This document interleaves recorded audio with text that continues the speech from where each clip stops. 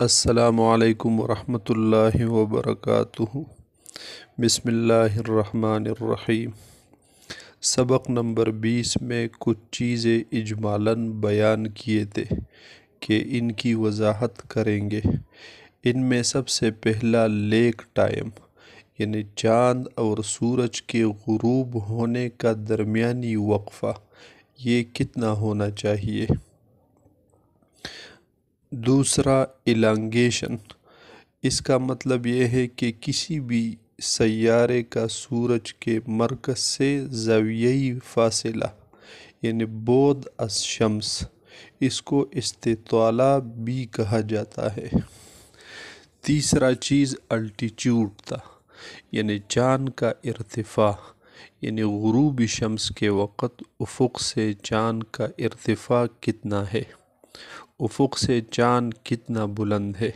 اگر یہ معلوم نہ ہو تو پھر کبھی نیچے دیکھیں گے کبھی اوپر دیکھیں گے، اور بعض لوگ تو اپنے سر کے اوپر پھر تلاش کرتے رہتے ہیں۔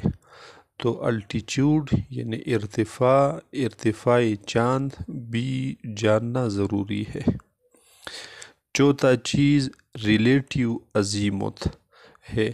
کسی بھی دو جرم سماوی مثلا سورج اور چاند کا فرق سمتین یعنی دونوں کے السمت میں کتنا فرق ہے۔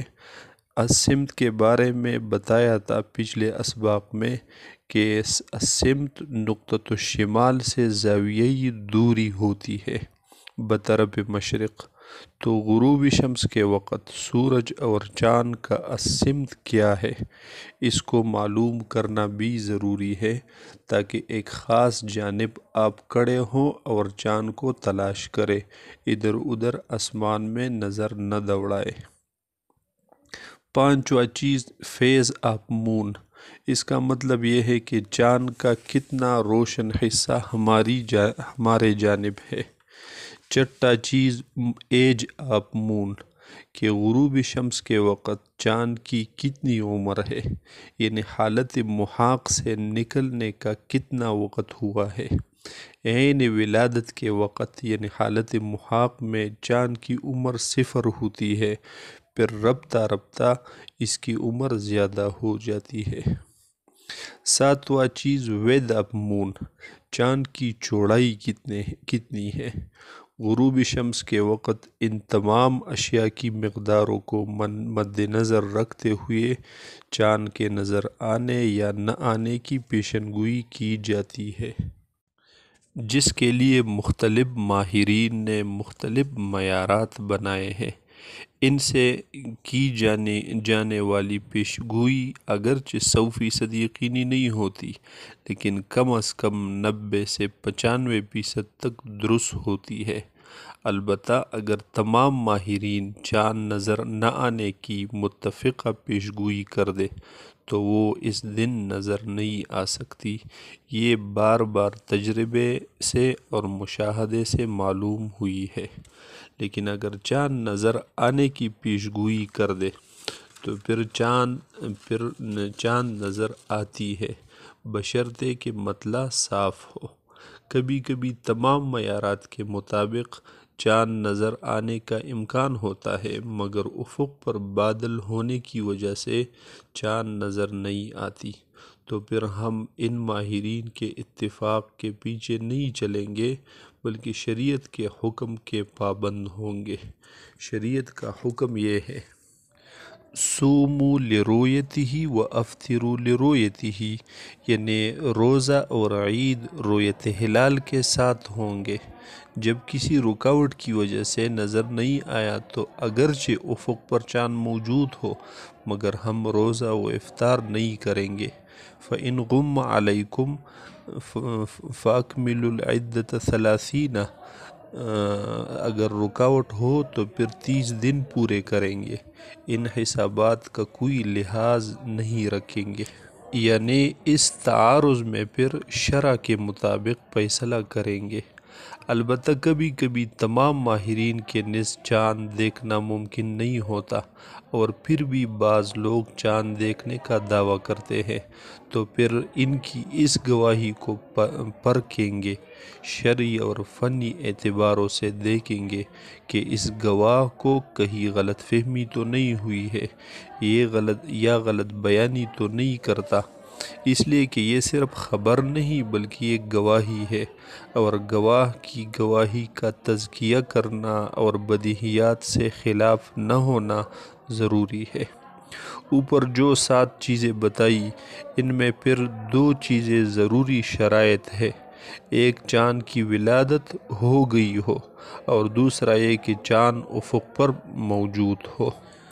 اگر چاند کی ولادت نہیں ہوئی یا چاند غروب ہو گیا ہو تو ایسی صورت میں اسے دیکھنے کا دعویٰ بدیہیات سے خلاف ہونے کی وجہ سے باطل ہوگا۔ پس ولادت قمر کے بعد اگر چاند افق پر موجود ہو تو وہ برہنہ آنکھ نیکڈ آئی سے نظر آنے کے قابل کب ہوگا؟ اس بارے میں مختلف معیارات ہیں، جن میں ایک محتاط معیار یا لپکا ہے۔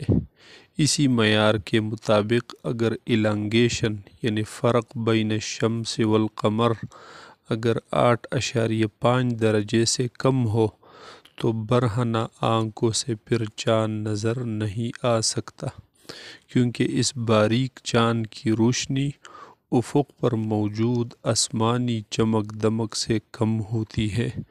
برہنہ آنکھ سے رویت کے لیے معیاری فرق کم از کم 10.5 تا 11 درجے ہے، یعنی جب فرق بین الشمس والقمر 10.5 درجے ہو تو پھر برہنہ آنکھ سے نظر آئے گی۔ اسی طرح اگر یہ فرق 7.5 درجے سے کم ہو تو پھر ٹیلیسکوپ سے بھی چاند نظر نہیں آ سکتی۔ طاقتور ٹیلیسکوپ سے رویت کے لیے معیاری فرق کم از کم 7.5 درجے سے 8 درجے تک ہو، پھر ٹیلیسکوپ سے نظر آئے گی۔ اس کے علاوہ بھی کئی معیارات ہیں، مولانا سلطان عالم صاحب کی کتاب تسہیل رؤیت ہلال میں تفصیل سے موجود ہے۔ انشاءاللہ آئندہ سبق میں بتائیں گے کہ رؤیت کے لیے چاند کی طرف کیسے رخ کریں گے، یعنی کیسے کھڑے ہوں گے اور کہاں دیکھیں گے۔ اسی طرح اگر کوئی شہادت دیتا ہے تو اس شہادت کو کیسے پرکھیں گے۔ اسی طرح انشاءاللہ تعالی مختلف موضوعات پر آہستہ آہستہ بحث کر کے آگے بڑھیں گے۔ اللہ تعالی ہم سب کو دنیا و آخرت کی خوشی اور کامیابیوں سے نوازے، اور اپنے دین متین کے سیکھنے، اس پر عمل کرنے اور نافذ کرنے کی توفیق عطا فرمائے۔ والسلام۔